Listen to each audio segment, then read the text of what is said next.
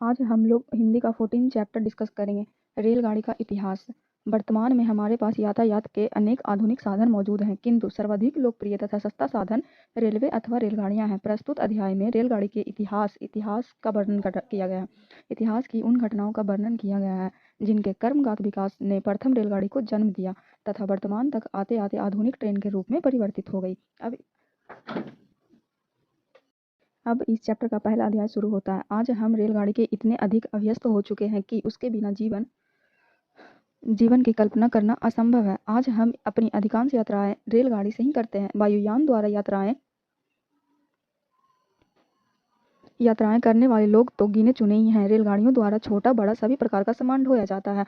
रेलगाड़ियों के चलने से पहले मोटर वाहनों की संख्या भी न के बराबर ही थी।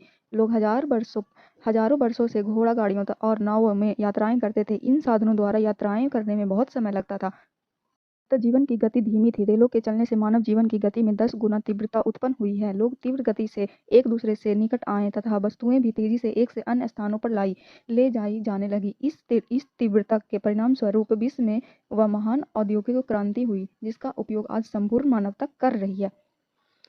रेल के निर्माण एवं प्रगति का इतिहास वास्तव में अत्यंत रोचक है। आइए इसका शुरुआत करते हैं। इसकी शुरुआत भाप के इंजन के बनने से हुई। हालांकि यह इंजन सबसे पहले फ्रांस में बना, याद करेंगे फ्रांस में बना, किंतु रेलगाड़ी के सभी प्रारंभिक प्रयोग इंग्लैंड में ही हुई थी। 1825 ईस्वी में जब इंग्लैंड में पहली सवारी रेलगाड़ी चली तो उसका रंग रूप आज भी आधुनिक रेलगाड़ी से बिल्कुल भिन्न था।